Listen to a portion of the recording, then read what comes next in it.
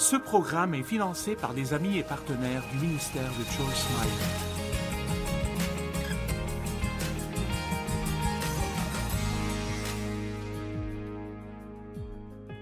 Merci de vous être joints à moi aujourd'hui sur Vivre pleinement votre vie de tous les jours. J'espère que vous apprécierez le programme et qu'il fera une vraie différence dans votre vie. Nous avons commencé hier à parler de ne pas fuir vos problèmes. Je l'appelle cesser de vous encombrer. Nous avons tendance à faire cela. Si c'est quelque chose que nous ne voulons pas gérer dans notre vie, nous essayons de le cacher au plus profond de notre âme, de fermer la porte et d'agir comme si cela n'existait pas. Mais le fait est que cela ressurgit souvent d'autres façons. Et ce que nous fuyons continue toujours de nous pourchasser.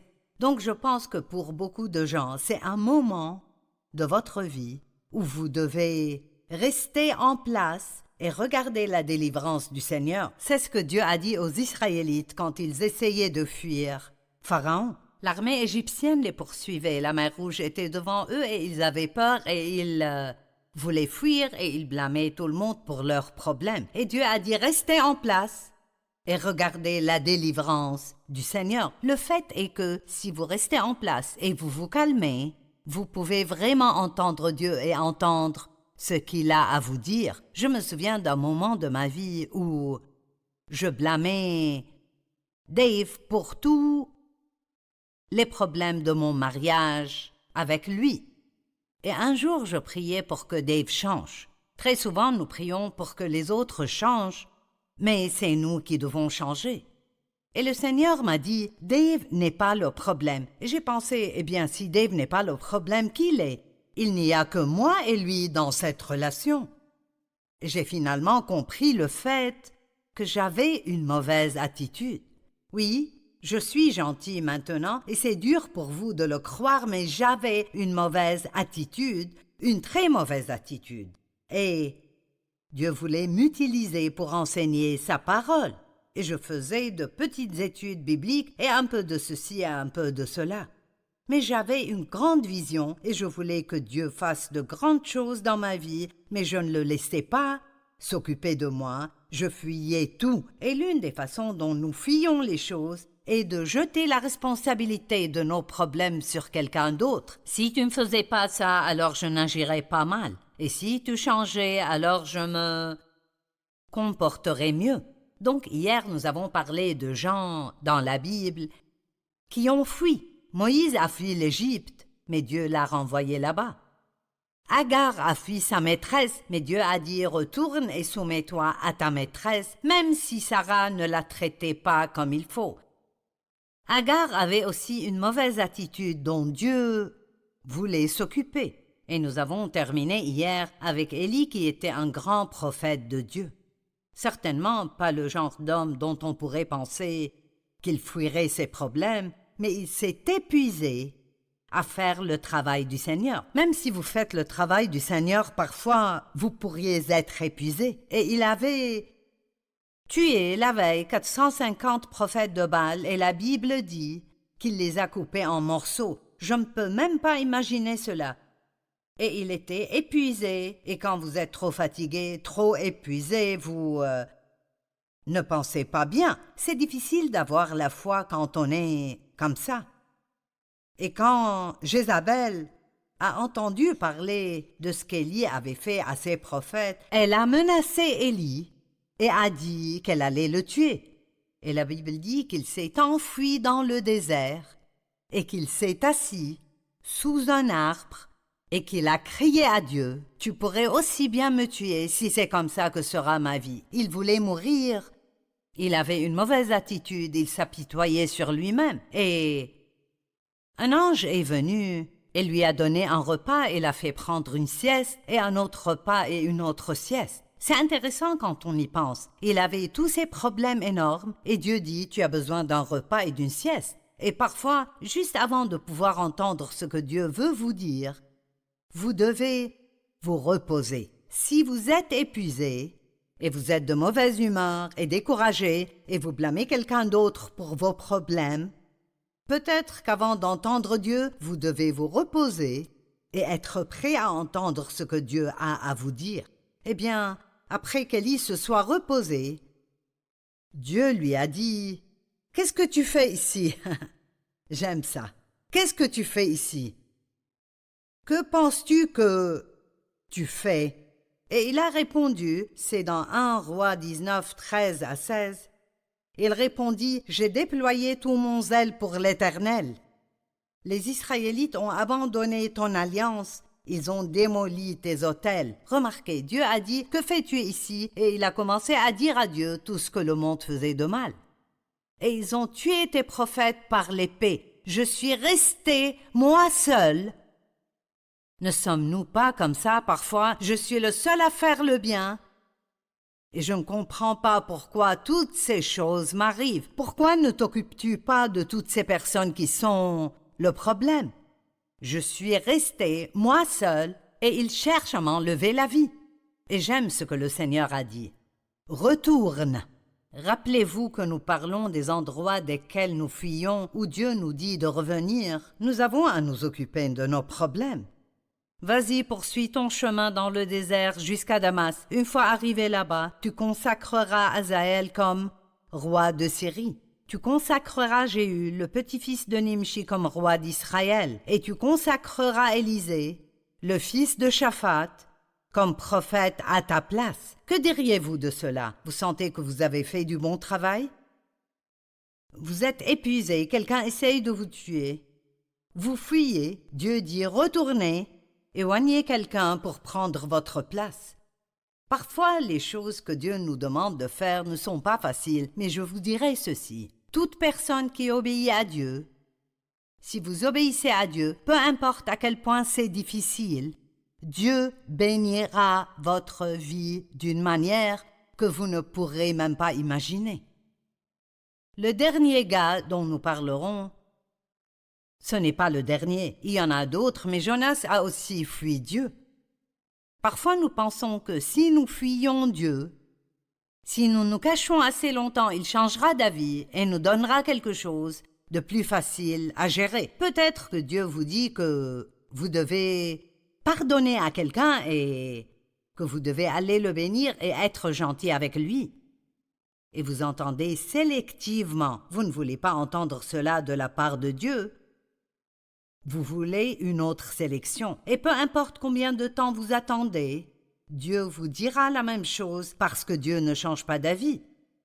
Et il est écrit dans Jonas.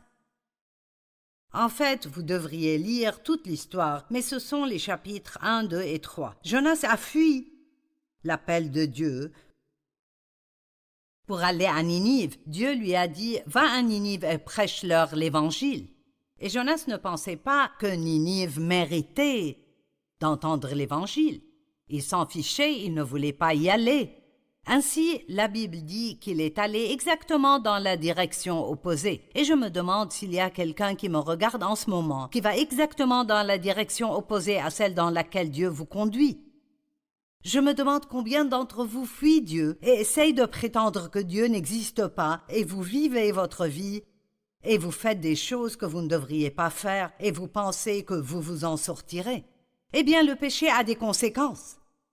Et on ne peut pas faire des choses qui vont à l'encontre de la parole de Dieu et penser qu'on s'en tirera sans aucune conséquence. Ainsi, Jonas a embarqué pour aller à Tars, qui était dans la direction opposée à Ninive, et une grande tempête s'est levée. Et Jonas a dit aux hommes, « Je suis le problème, jetez-moi par-dessus bord, et la tempête se calmera. » Ils ont fait cela, et un gros poisson a avalé Jonas. Vous connaissez l'histoire. Peut-être que certains d'entre vous pensent que ce n'est pas réel, mais je peux vous assurer qu'une baleine a avalé Jonas. Et alors qu'il était dans le ventre de la baleine, n'est-ce pas intéressant que parfois nous ne nous repentons pas tant que nous ne sommes pas dans des circonstances désespérées? Je ne peux pas imaginer ce que ça aurait été d'avoir été dans le ventre de cette baleine. Et le ventre d'une baleine est assez gros pour qu'un homme puisse s'y trouver. Ça ne devait pas sentir bon là-dedans. Il avait sûrement des algues enroulées autour de sa tête. Finalement, il s'est repenti, a crié à Dieu, et il est écrit que le poisson l'a vomi. Et il est retourné à Dieu. J'aime ceci. Puis la parole du Seigneur est venue à Jonas une seconde fois. Va à Ninive et prêche-leur l'évangile. Je suis désolée, mais cette histoire m'amuse. C'est juste hilarant. Il a traversé tout cela et Dieu a toujours eu exactement la même réponse pour lui. Va et fais ce que je t'ai dit de faire. Toute personne qui connaît la volonté de Dieu et la fuit aura des problèmes dans sa vie. Peut-être que je dois le répéter. Quiconque connaît la volonté de Dieu et essaye de la fuir aura des problèmes dans sa vie. Vous pouvez penser pendant un moment que vous vous en sortez, mais à la fin, il vous rattrapera. Luc 12, 47 dit « Le serviteur qui a connu la volonté de son maître, mais qui n'a rien préparé, ni n'a rien fait pour s'y conformer, sera battu d'un grand nombre de coups. » Et il ne parle pas d'être battu physiquement, il dit que vous aurez tellement de problèmes que vous ne saurez pas quoi faire. Eh bien, David était aussi un grand homme de Dieu, mais il avait des faiblesses tout comme nous. Et il a beaucoup péché avec Bathsheba en commettant un adultère avec elle. Et la Bible dit que quand les rois partaient en guerre, David est resté à la maison. Il n'était pas là où il aurait dû être. Si vous n'êtes pas là où vous devriez être, vous avez des ennuis. Allez, quelqu'un doit entendre ça. Vous aurez des ennuis. Peut-être que vous êtes à la mauvaise fête, au mauvais moment, et vous aurez des ennuis. Éloignez-vous de ces mauvais endroits. Eh bien, pendant qu'il restait à la maison, il a vu Bathsheba sur le toit en train de prendre un bain. Il a commis l'adultère avec elle, et elle est tombée enceinte, et donc un nouveau problème. Un problème conduit à un autre problème. Il avait un vrai problème, et donc il a fait une chose qui a aggravé la situation. Il a fait ramener son mari Uri à la maison en pensant qu'il coucherait avec sa femme et ça résoudrait le problème. Mais c'était un homme d'honneur et il a dit « Je ne vais pas avoir des relations avec ma femme pendant que mes frères font encore la guerre. » Et donc David a fini par faire tuer Uri. Ainsi, il a commis l'adultère et il a commis un meurtre. Et pendant une année entière, il a réussi à ignorer toute la situation. Une année entière. Et puis Dieu lui a envoyé Nathan le prophète, avec une histoire qui a vraiment touché le cœur de David. Il lui a raconté une histoire que je pourrais partager avec vous demain si j'ai le temps. Il a finalement repris ses esprits et il a su qu'il devait se repentir. Faire face à la vérité est la seule chose qui nous libère. Jean 8, 31 et 32 dit « Si vous demeurez dans ma parole, vous êtes vraiment mes disciples, vous connaîtrez la vérité et la vérité vous rendra libre. » Vous trouvez la liberté en faisant face à la vérité. Qu'est-ce que la vérité? La vérité est la façon dont les choses sont vraiment, pas la façon dont nous pensons qu'elles sont. La vérité est égale à la réalité du point de vue de Dieu, non pas de notre point de vue. Que pense Dieu réellement de notre comportement? Que pense Dieu des choix que nous faisons habituellement dans notre vie? J'entends certaines des choses les plus folles des gens. C'est juste. Une femme a appelé une fois et a dit que beaucoup de ses amis faisaient des choses malhonnêtes, mais que Dieu les bénissait. Et elle voulait savoir si elle pouvait faire des choses malhonnêtes et si Dieu la bénirait. Je veux dire, qu'est-ce que cela veut même dire? Dieu est sérieux et il nous dit ce qu'il faut faire pour être béni. Et nous pouvons perdre ces bénédictions. Je veux la paix avec Dieu, pas vous? Je veux savoir quand je pose ma tête la nuit, non pas que j'ai été une personne parfaite parce que je ne le suis pas, mais je veux savoir que j'ai fait de mon mieux et que je me suis repenti pour les temps où j'ai fait du mal. Il m'a fallu beaucoup de temps pour en arriver là. Je me suis beaucoup enfui dans les premières années de ma vie.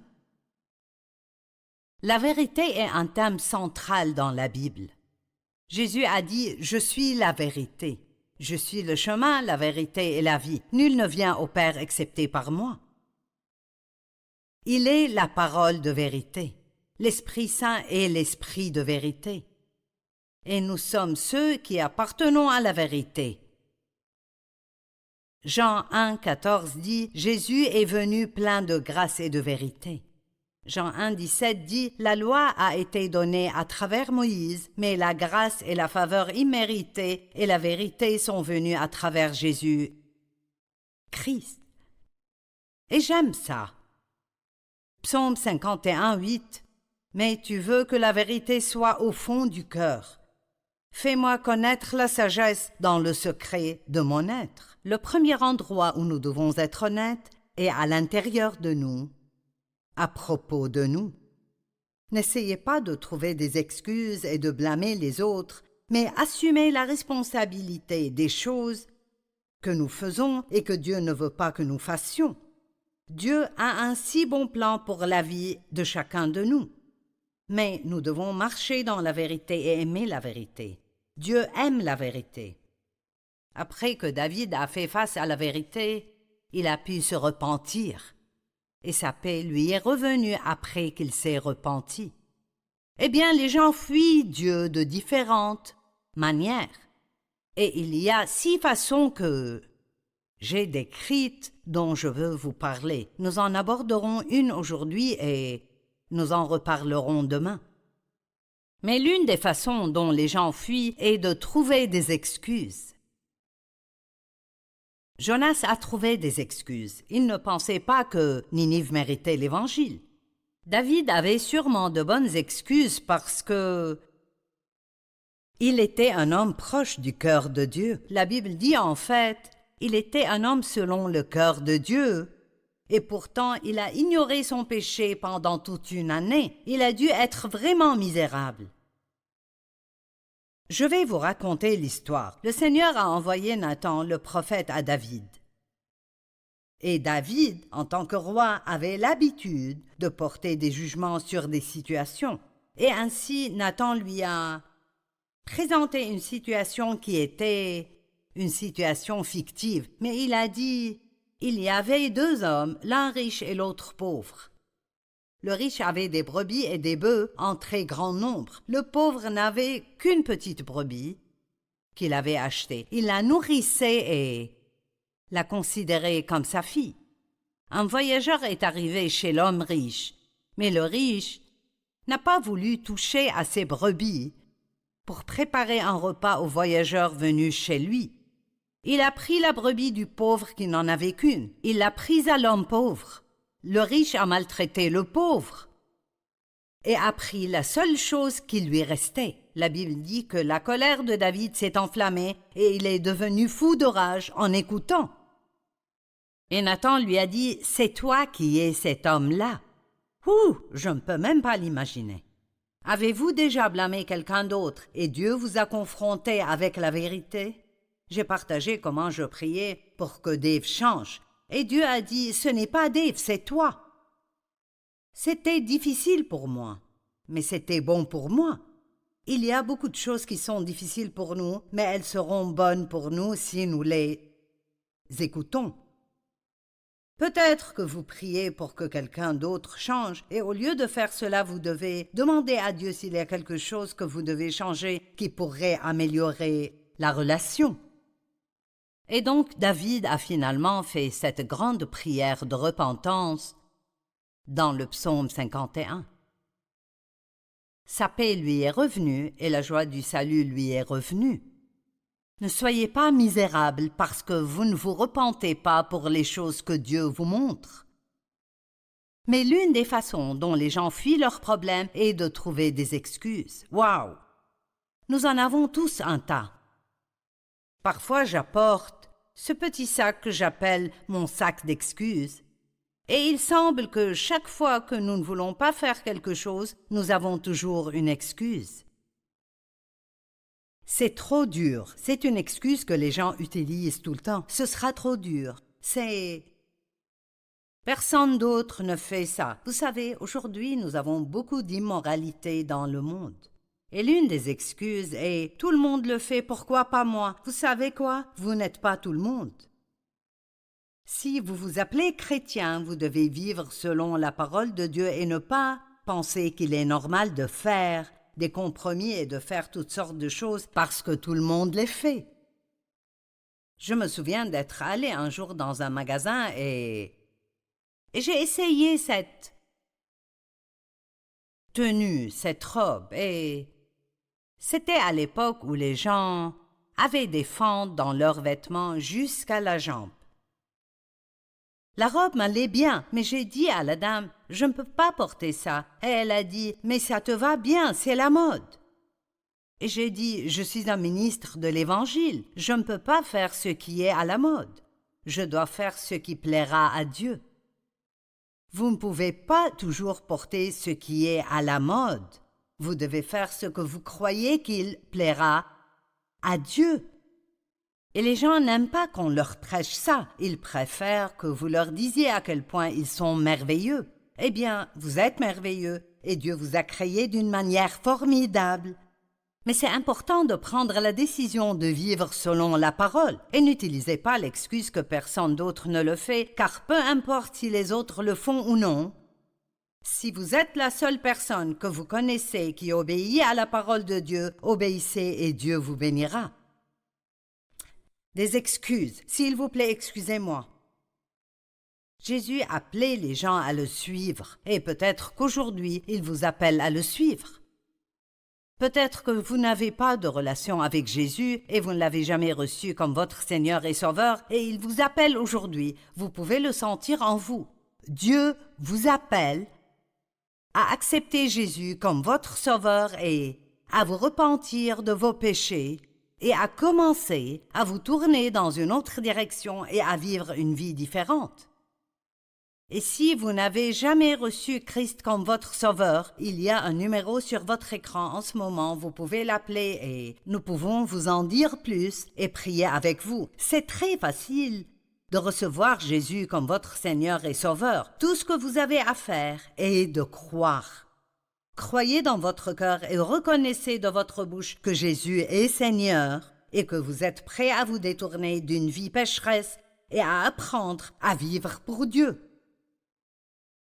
Mais Jésus appelait les gens à le suivre. Et Luc 14, 18 dit « Mais ils ont tous commencé à trouver des excuses. » Waouh! Le premier a dit « Eh bien, je viens d'acheter un terrain et je suis obligé d'aller le voir. Alors, excuse-moi. » Et un autre a dit « Je viens de me marier. Peux-tu m'excuser? » Il pensait que s'occuper d'une femme allait...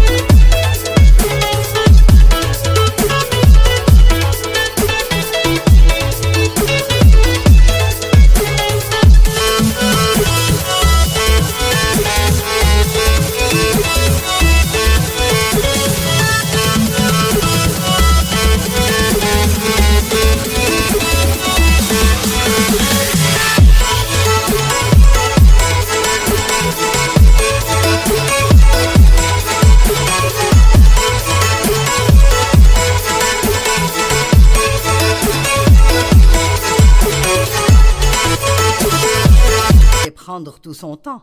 Excuse-moi. Nous devons arrêter de donner à Dieu toutes nos excuses et dire « Oui, Seigneur, tout ce que tu veux. Que ta volonté soit faite sur terre comme au ciel. » Entendons ce que nous prions. La Bible nous dit que lorsque nous jugeons les autres, il n'y a aucune excuse pour cela. Eh bien, nous sommes tous pleins d'opinions, n'est-ce pas? Nous avons des opinions sur tout. Et nous pensons, vous ne devriez pas conduire ce genre de voiture, et vous devez faire cela et ne pas faire cela. Vous aurez plus de paix si vous vous occupez de vos affaires. Mais nous jugeons les autres. Dans Romains 2, le verset 1 dit « Pourquoi jugez-vous les autres quand vous agissez comme eux ?» Nous ne croyons pas cela. Pourquoi? Parce que nous trouvons des excuses pour ce que nous faisons, mais pour les autres, il n'y a pas d'excuses. Et la Bible dit « Qui que tu sois, toi qui juges, tu es donc inexcusable. » En effet, en jugeant les autres, tu te condamnes toi-même, puisque toi qui juges, tu agis comme eux. Regardons-nous bien aujourd'hui. Laissons Dieu nous examiner à la lumière de sa parole et disons, Dieu, dans n'importe quel domaine dont tu veux traiter avec moi, je veux la vérité. Soyons désireux de la vérité plus que de quoi que ce soit d'autre et arrêtons de fuir les choses que Dieu veut que nous confrontions.